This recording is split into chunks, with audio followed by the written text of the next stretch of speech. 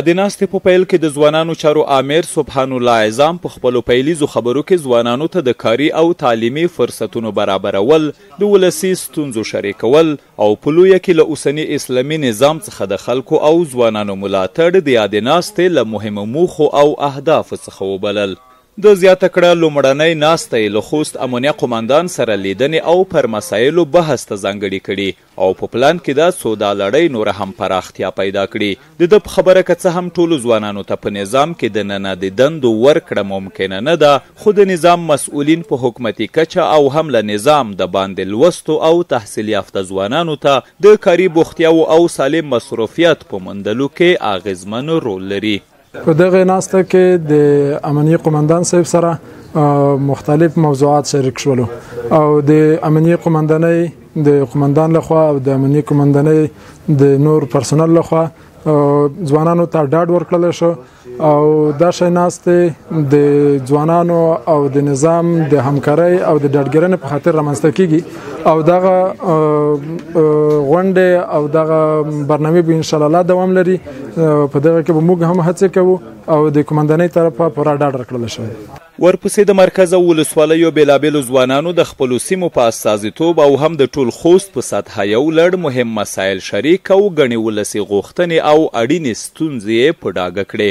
دوی خلکو او په ځانګړي ډول ځوان کهول ته د تعلیمي او کاري فرصتونو برابرول، ټولنه کې د جرمي کړنو او هر راز ناقانونه اقداماتو کچې راټیټول، د لوی لارو او پلونو رغول، د روغتیایي مرکزونو او تعلیمي نهادونو پیاوړتیا، د تفریحي ځایونو جوړول، د مخابراتي خدماتو کچې ښه والی، د پانګونې لپاره د امکاناتو زیاتول، د نشهیي توکو پر وړاندې د مبارزې چټکتیا، د شخصي بدیو او قومي شخړو هواري ته پام زیاتونه او نور موضوعات هغه اساسي او اړین اقدامات یاد کړل چې په وینای اسلامي امارت ورته تر ډیره پام کړی او په کار د نوره هم ورته توجه زیاته شي. دوی غوښتنې درلودې چې د ځوانانو چارو معاونیت د وزارت ته ارتقا وکړي چې په دې سره د ځوانانو شته ستونزو او اړتیاو ته رسیدنه زیاتیږي او د بیکارۍ کچه ورسره راټیټیږي. ورغلیو ځوانانو له اوسني سرتاسري امنیت څخه د خوښۍ په څرګندولو سره وویل ټول ولسونه له اوسني حکومت څخه راضي دي او تل به د نظام تر څنګ ولاړ وي.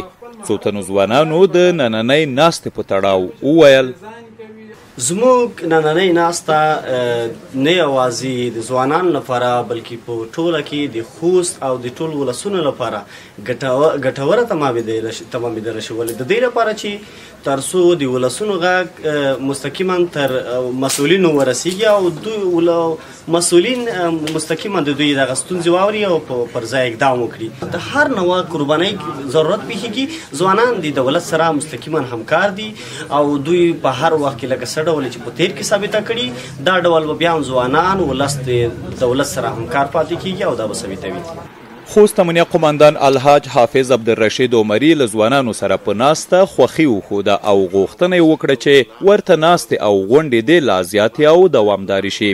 ښاغلي عمري وویل تیر کې د ځوانانو بېلارۍ او ناوړه کړنو ته د هڅونې په موخه ډیر شمېر کارونه شوي چې د دوی فکري او عقیدوي رغونې لپاره زیاتو هڅو او اقداماتو ته اړتیا لیدل کیږي. امنیه قماندان زیاتوله دوی په جهادي پیر کې د وسلوالې مبارزې ترڅنګ فکري مبارزه هم پر مخ بیوله چې د اشغالګرو له ظلمونو یې پرده پورته کوله او د هغو بېګناه ځوانانو له شهادتونو یې ټوله نړۍ خبره کړي چې د غربیانو او د دوی د لاسپوڅو لخوا د خپلو کورنیو د غړو د سترګو پر وړاندې په شهادت رسیدلي. ښاغلي عمري د دا ډول مهمو ناستو د جوړېدو پر اړتیا د ټینګار ترڅنګ دا هم وویل ځوانان باید خپلې ستونزې او غوښتنې له دوی سره په لیکلي بڼه شریکې کړي څو د امنیتي سکتور ترڅنګ له نورو اړخونو سره تړلي مسایل اړوند مسؤلینو ته د حل په پار وړاندې شي.